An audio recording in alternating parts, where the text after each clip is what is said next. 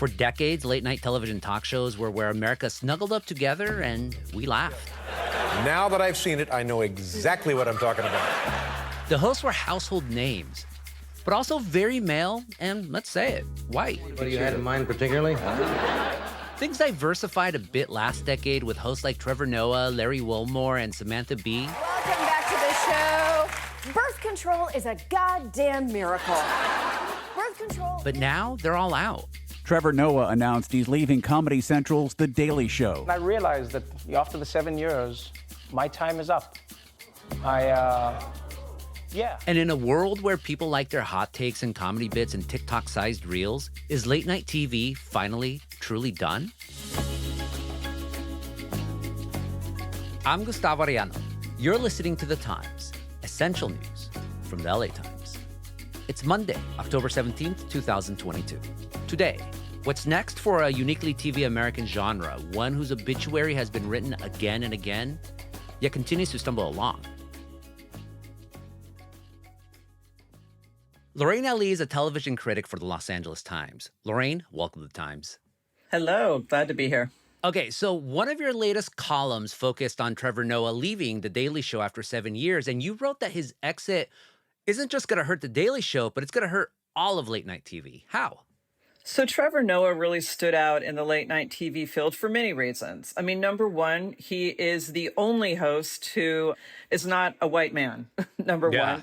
Number two, he brought in a viewpoint that was basically outside of the American experience or even the British experience, like John Oliver. He comes from South Africa. So he kind of gave us a perspective that's just not, one that late night hosts that we have here in America give us. Because South Africa is dealing with many issues, some of which might sound familiar.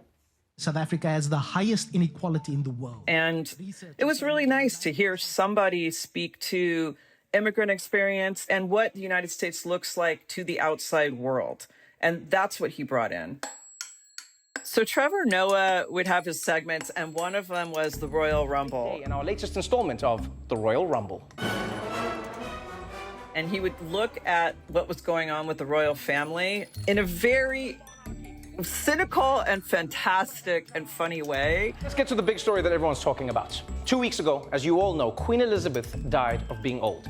And it's been a wild 2 weeks since, right? And one in particular that was really funny was, after the Queen's death, looking at the different perspectives of how her death was viewed, whether you were a British subject who, felt it was a great, great loss. Lots of heated debates from all sides. She was an icon. Or whether you were somebody who was from a colonized area where the British had not been so kind to you and your family and your people.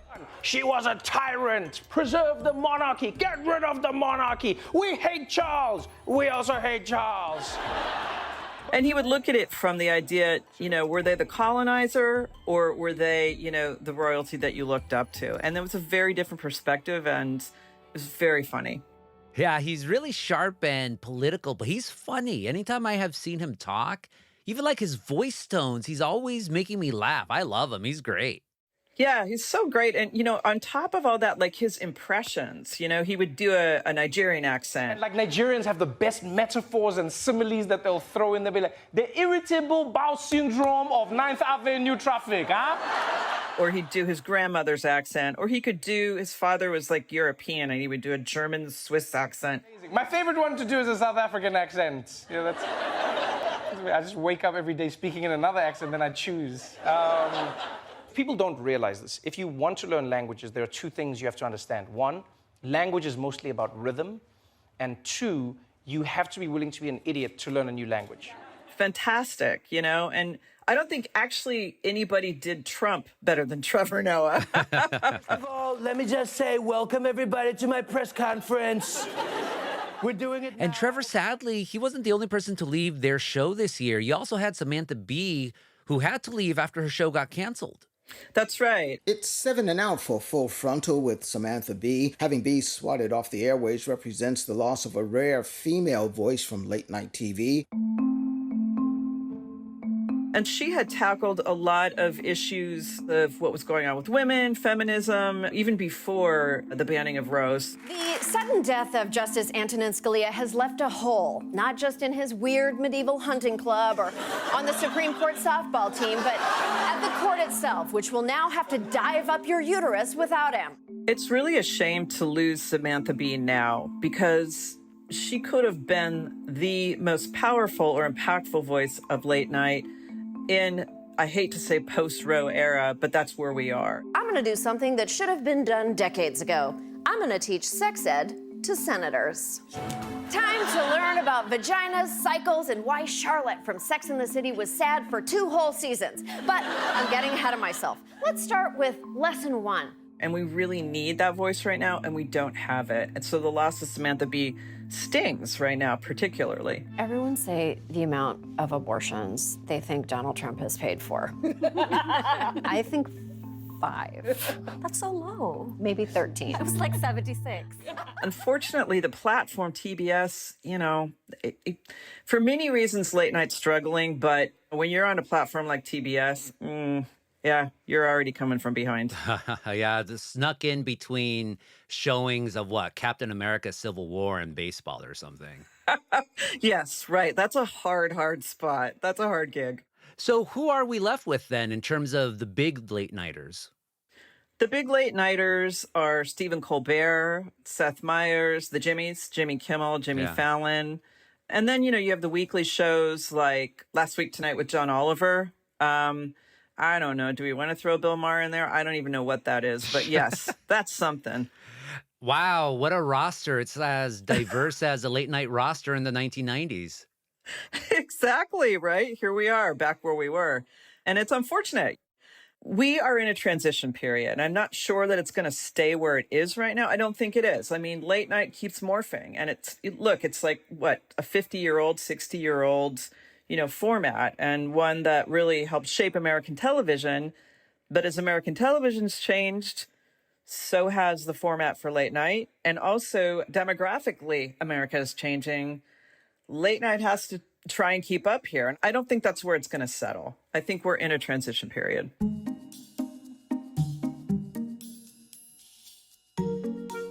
More on the state of late night TV after a quick break.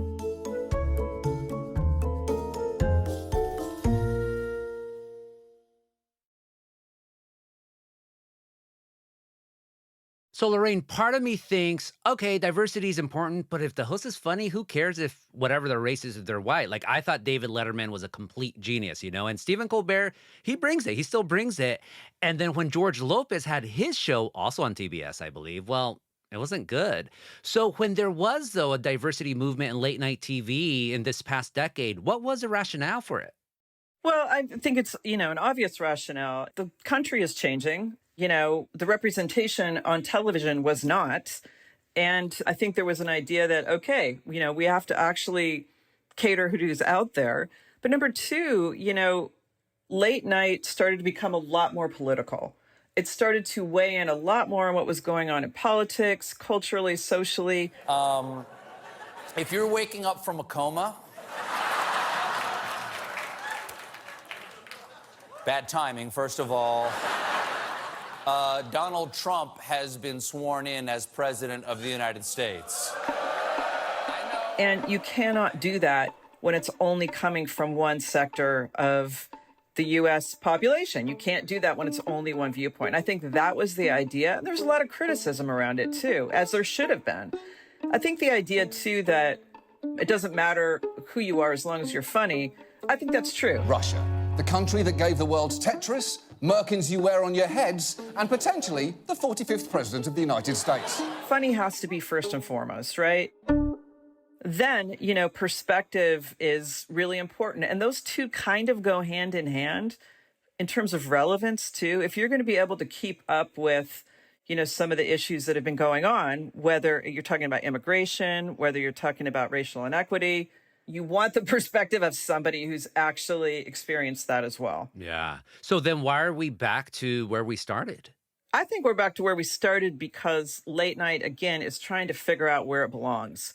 You know, when you talk about it on linear television or appointment TV or just old school TV, if we want to talk about it like that, those numbers, those ratings are down. The way that young people watch television, well, they don't. Like my son does not watch television, you know, and the idea like when he walks in and there is a television on and it's full of commercials and it's broadcast television, he's like, what is this? Like, can we fast forward this? Like, no, you can't. You have to sit through commercials. So, you know, the idea that Gen Z is going to somehow come back to, you know, linear television and watch late night shows and sit through commercials, it's like, yeah, no, that's not going to happen. But then when you look at who subscribes to these shows on YouTube, say, those numbers are up. So where is it going? And I think it's just a reshuffling right now in losing some of these hosts. And then more than just who's hosting and who's getting hired, what are those bigger trends influencing late night? You mentioned like, you know, numbers are up in social media, but how much has social media and streaming affected late night talk shows, both in how they present themselves, but also just, you know, whether they're financially successful?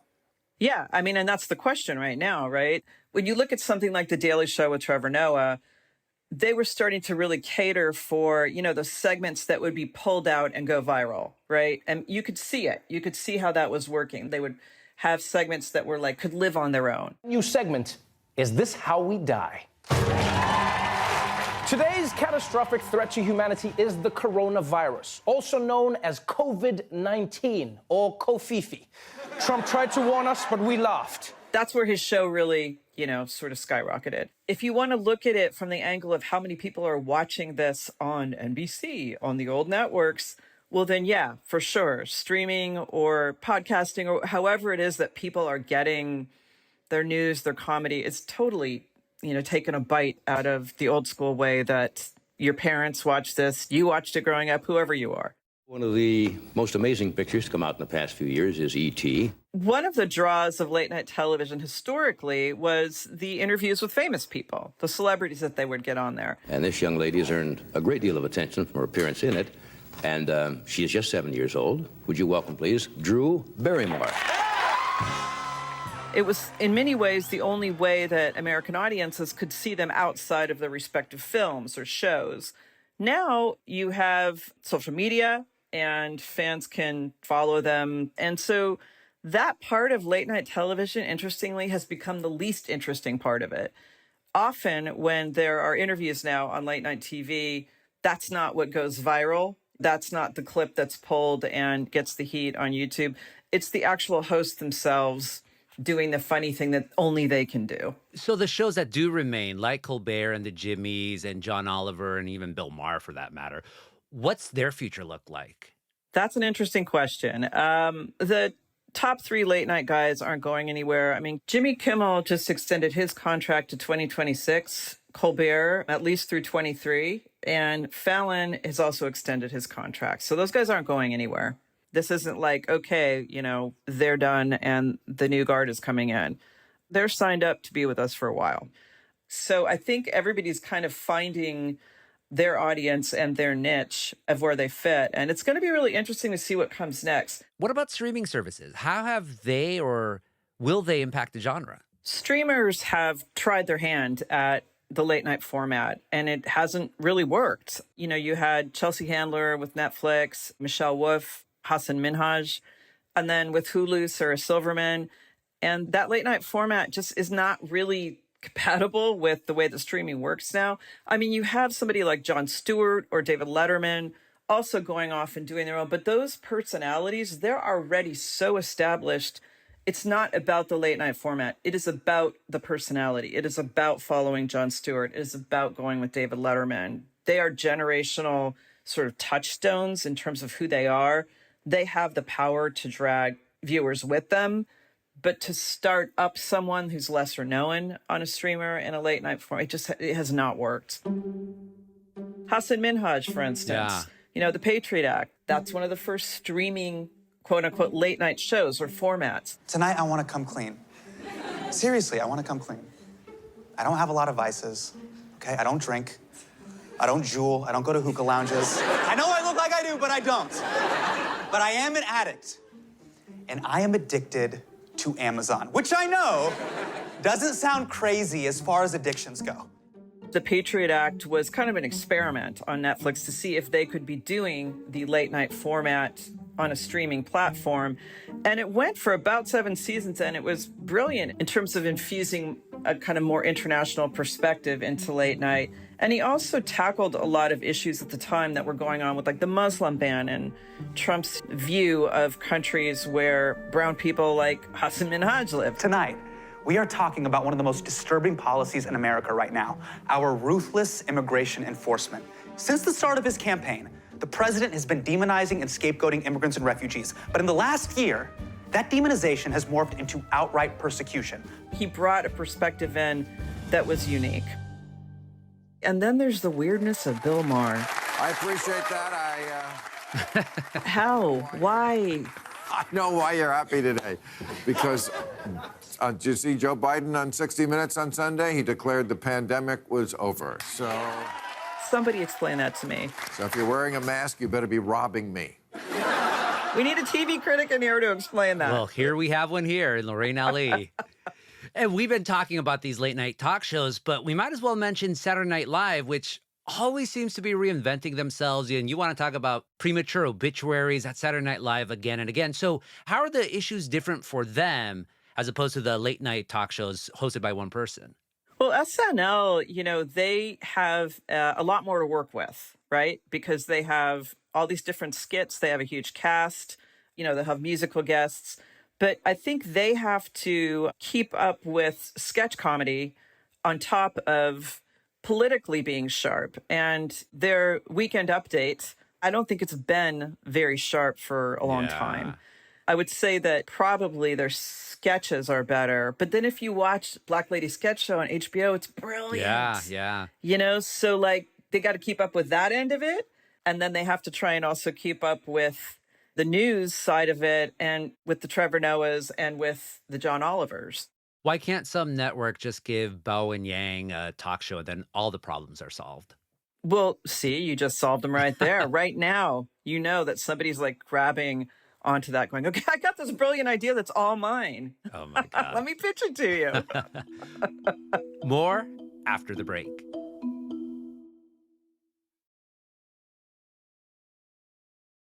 Lorraine, since we're seeing like whatever is next happening for late night, and I think our listeners are way younger than both you and I, and so they probably don't remember when Bette Midler came on Johnny Carson and they both sang a duet and they cried. You might as well tell everyone about how late night talk shows really, really, really were influential for decades. They were. I mean, they were, if you want to call it appointment television. You know, the American family, or the parents at least, tuned in to whoever it was, Carson, Letterman. From New York, the greatest city in the world, it's The Late Show with David and King of unsocial media. And the next morning, people would be talking about whatever that moment was. Like you said, the Bette Midler moment. And I would just like to say, I don't remember that. Wow, and I'm going to just pretend. Ancient then. I'm going to pretend it's an age thing, but I don't remember that. Sorry. You know, but that was like what shaped, you know, what people were talking about the next day, what they would trends, what they become interested in. And then there were segments that were really famous. Johnny Carson doing his mind reader thing. Alabama, welcome. Welcome, oh great city. May the sands of the Kalahari never clog your body's vital openings. Or the funny pets on Letterman. So what will you and Patches do tonight, Bob? Well, you probably go to the refrigerator and get a drink. If you're smiling, you know. The horse will go to the refrigerator and get a drink. We hope so. Okay. All right. I'd pay to see that. You know, Jay Leno with his cars. We went through all those things, and those were specific eras in American television, and it really shaped the way that Americans kind of saw the world outside of their nightly news.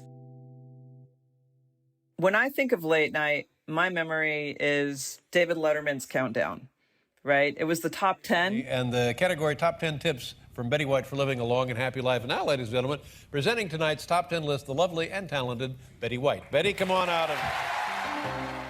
And that would summarize the most either timely or absurd things at the front of the news, at the front of everyone's mind at the time, and just completely lampoon it. And somehow I feel like it was the beginning of making you feel better about how messed up everything was out there. That's what I remember.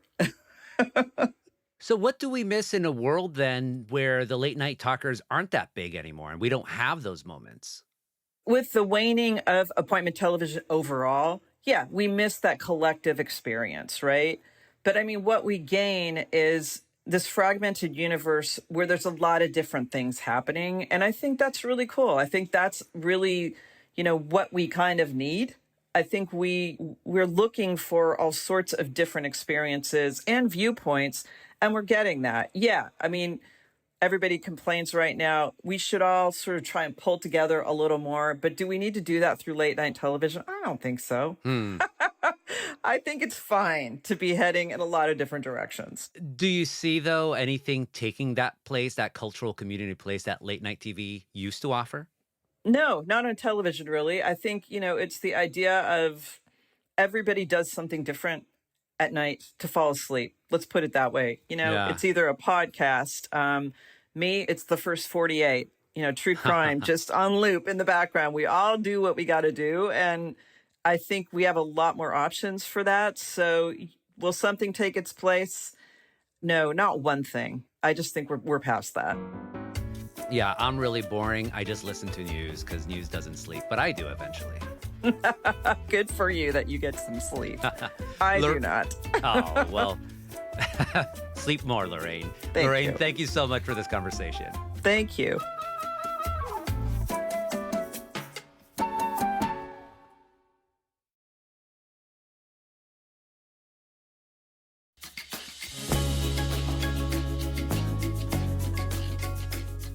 And that's it for this episode of The Times.